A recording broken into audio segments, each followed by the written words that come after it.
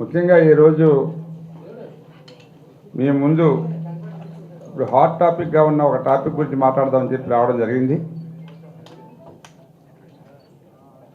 So మీ అందరికీ తెలుసు, గత 5 సంవత్సరాల్లో ఒక రాక్షస ముఖ్యమంత్రి ఈ రాష్ట్రాన్ని పరిపాలించి ఎంత అగాధాన్ని సృష్టించారో సామాన్య ప్రజలతో పాటు మేధావులకి అందరికీ కూడా ఈరోజు తెలిసొచ్చింది. ప్రభుత్వం కూడా వీళ్ళు చేసే అప్పులు, వీళ్ళు చేసే కిరాతకాలు, వీళ్ళు చేసే ఎన్ని తప్పులున్నాయో అవన్నీ కూడా మా ప్రభుత్వం పెద్దలు చంద్రబాబు నాయుడు గారు శ్వేతపత్రం రూపంలో అన్ని డిపార్ట్మెంట్లు, ముఖ్యంగా ఆర్థిక శాఖ ఈ రాష్ట్రంలో ఎక్కడెక్కడ ఎన్ని అప్పులు తెచ్చారు, కార్పొరేషన్ ద్వారా ఎన్ని అప్పులు తెచ్చారు, ఏ ఆస్తులు తాకట్టు పెట్టారనే ఉద్దేశంతో, ఈ ప్రజలకి మనం బాధ్యులుగా ఉండాలనే ఉద్దేశంతో చంద్రబాబు నాయుడు గారు ఈ శ్వేతపత్రాలు విడుదల చేయాలని నిర్ణయం తీసుకున్నారు. సో ఆ శ్వేతపత్రాలు వచ్చిన తర్వాత ప్రజలకు చాలా విషయాలు ఇంకా క్లియర్గా అర్థం అవుతాయి, ఈ ప్రభుత్వం ప్రజల్ని ఎంత మోసం చేసిందో అని. సో ఇక ఆ మోసాలకు తోడుగా ఈవేళ పార్టీ ఆఫీసుల పేరు మీద సుమారు గవర్నమెంట్ సొమ్ము 700 కోట్ల దాకా కూడా అప్పలంగా దొడ్డిదారిని ఖర్చు పెట్టి ఇటువంటి రాజు ప్యాలెస్లు కట్టుకున్నారండి. పార్టీ ఆఫీసులో ఉన్నాయండి, ఒకసారి చూడండి.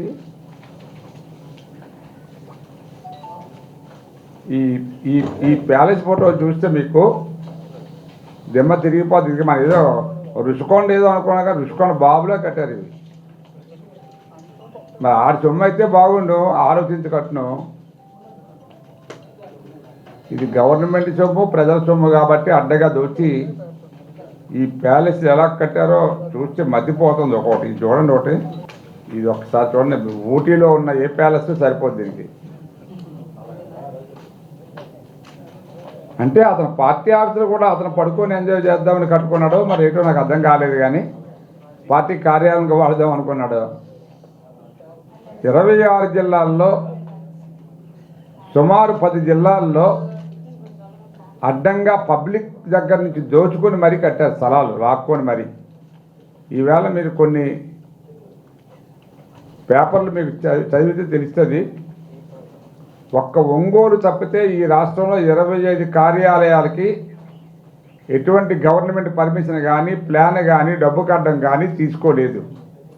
ఎంత దౌర్జన్యం అంటే ప్రభుత్వం ఇంత దౌర్జన్యం చేసి బిల్డింగులు కట్టేసి పార్టీ కార్యాలయాలకు వాడుకోవాలని గవర్నమెంట్ ప్రాపర్టీని సుమారు 700 కోట్ల ప్రాపర్టీని దుర్వినియోగం చేస్తే, అంటే తన ఉద్దేశం ఏంటంటే ఈ జీవితకాలం నేనే ముఖ్యమంత్రిని, నన్ను ఎవడూ అడిగేవారు లేడనే ఉద్దేశంతో చెలరేగిపోయి ఇటువంటి పనులు చేస్తుంటే ప్రజలకి తెలియాల్సిన బాధ్యత, తెలియజేయాల్సిన బాధ్యత మా మీద ఉంది. అందువల్లనే కొన్ని పేపర్లు ఇవి రాసినప్పటికీ చాలామంది పేపర్ల దాకా చదివే ఓపిక లేదు ఈ రోజుల్లో. ఇన్స్టెంట్గా వినే అలవాటు అయిపోయింది ప్రజలకు కూడా. కొంతమంది అయినా ఇన్స్పిరేటివ్గా ఇంకా పేపర్లు చదువుతున్నారు కాబట్టి ఆ పేపర్లు చూసే వాళ్ళకి మీ ద్వారా, టీవీల ద్వారా ఇటువంటి రాక్షస పనులన్నీ కూడా ప్రజలకు తెలియజేయాలనే ఉద్దేశంతో ఈవేళ ఇవన్నీ కూడా బయట పెడుతున్నాం. ముఖ్యంగా ఈ 26 ఆఫీసులకి కావాల్సిన ఆఫీసుల్లో సుమారు 10 ఆఫీసులు ప్రైవేట్ స్థలాలు కబ్జా చేసి వాళ్ళు బోకరించి డబ్బులు ఇవ్వకుండా, నెల్లూరు కానీ ఇక్కడ మన అనకాపల్లిలో కూడా పాపం అది కాపుల కోసం ఏదో కమ్యూనిటీ హాల్ కోసం కేటాయిస్తే ఆ స్థలాన్ని కూడా దోచుకున్నారు. ఈవేళ అక్కడ బాధితులు అక్కడ కూడా ధర్నా చేయడం మొదలుపెట్టారు నిన్న, ఇది మాకు కేటాయించండి అని. ఇక వైజాగ్ మరి అధికారులు ఏం చేస్తున్నారో నాకు తెలియదు. ఇంతకాలం పర్మిషన్ లేకుండా మరి ఇక్కడ పీలా గోవింద్ గారి బిల్డింగ్ కట్టారు, పర్మిషన్ లేదు, కొట్టేశారు సూపర్గా. మరి అక్కడ పల్లా శ్రీనివాస్ గారు బిల్డింగ్ కొట్టేశారు. మరి అధికారులు నేను అడుగుతున్నా, ఎందుకు ఇంకా భయపడుతున్నారు? మీరు ఇంకా నోటీసులు అవి ఇవి కాలక్షేపం చేసి వాళ్ళు కోర్టులకు వెళ్ళేదాకా మీరు టైం ఇస్తారా? ఇమీడియట్గా కొట్టి పడేయాలి. ఈవేళ ఈ కోడిగుడ్డు మంత్రి ఇల్లాల కబుర్లు చెప్తాడు. మరి ఆ కోడిగుడ్డు మంత్రి ఎన్ని రోజుల నుంచి ఆ బిల్డింగ్ కట్టుకున్నాడు పర్మిషన్ లేకుండా అద్దెలు వసూలు చేసుకొని అక్కడ ఆఫీస్ పెట్టుకొని గాజువాకలో నీతి కబుర్లు చెప్తారు మన దగ్గరికి వచ్చి. నేను ఆ ఫ్యాక్టరీలు కట్టేశాను, 8,000 మందికి ఉద్యోగాలు ఇచ్చాను. వాడిని రమ్మనండి, ఒక దగ్గర రమ్మనండి, మేము మాట్లాడతాం కూర్చొని. సిగ్గు ఎగ్గు లేకుండా నోటుకు వచ్చినట్టు మాట్లాడి ఇప్పటికైనా ఇంకా వాళ్ళకి సిగ్గు లేకుండా మాట్లాడుతున్నారు ఈ వైసీపీ నాయకులు. ముఖ్యమంత్రి, మాజీ ముఖ్యమంత్రి హోదా, మరి ఇక ఏ హోదా ఉందనుకున్నాడో తెలియదు. సెక్యూరిటీ కూడా ఇంకా నేను సీఎం అని అనుకొని మెయింటైన్ చేస్తున్నాడు. ఈ సెక్యూరిటీ చూస్తే మీకు ఇంకా ఇది కాదు, ఈనాడు లేచాడు. బహుశా ప్రైమ్ మినిస్టర్ కూడా అంత హంగామా ఉండదు. సుమారు 500 కోట్ల రూపాయలు ఈ సెక్యూరిటీ ఖర్చు పెడుతున్నాడు. గవర్నమెంట్ ఒకవేళ ఇవ్వలేకపోతే నాకు అనవసరం, నాకు డబ్బు ఉందనే మదంతో సుమారు 300-400 మందిని ప్రైవేట్ సెక్యూరిటీని కూడా పెట్టుకున్నాడంటే వాడికి ఎంత బలిసిందో మీకు అర్థమవుతుంది. డబ్బు కంటే నాకేముందిలే, డబ్బు నాకు లక్షల కోట్లు ఉన్నాయి, ఎవరు నన్ను ఏం పీక్తారులే అనుకుంటారు. ప్రభుత్వాన్ని నేను కోరుతున్నా, ఇక్కడ ప్రభుత్వ అధికారులను కూడా కోరుతున్నాం, ఇమీడియట్గా ఎక్కడైతే ఇల్లీగల్గా కట్టిన ప్యాలెస్లు అన్నీ ఉన్నాయో ఇమీడియట్గా ఇవన్నీ కూల్చివేసి ప్రైవేట్ స్థలాలు ఎవరి దగ్గర అయితే లాక్కున్నారో మళ్ళీ ఆ యజమానులకు అప్పచెప్పాలని మీ ద్వారా నేను డిమాండ్ చేస్తున్నా. ముఖ్యంగా ఈవేళ 2-3 ఇన్సిడెంట్లు వచ్చాయి. నెల్లూరులో పాపం ఆ అనిల్ గారు దౌర్జన్యం చేసి అక్కడ కార్యాలయం కట్టేశాడంట, ఓ ప్రైవేట్ వ్యక్తి స్థలం అది. వాళ్ళు మీకు కావాలంటే కోర్టుకు వెళ్ళండి, అక్కడికి వెళ్ళండి అని చెప్పి బెదిరించి లాక్కున్నారు. అలాగే మిగతా చోట్ల ఇవన్నీ కూడా ప్రభుత్వం వెంటనే ఎంక్వైరీ చేసి ఈ బిల్డింగ్లన్నీ కూడా పర్మిషన్ లేదు ఇవన్నీ కూడా కొట్టివేయాలి.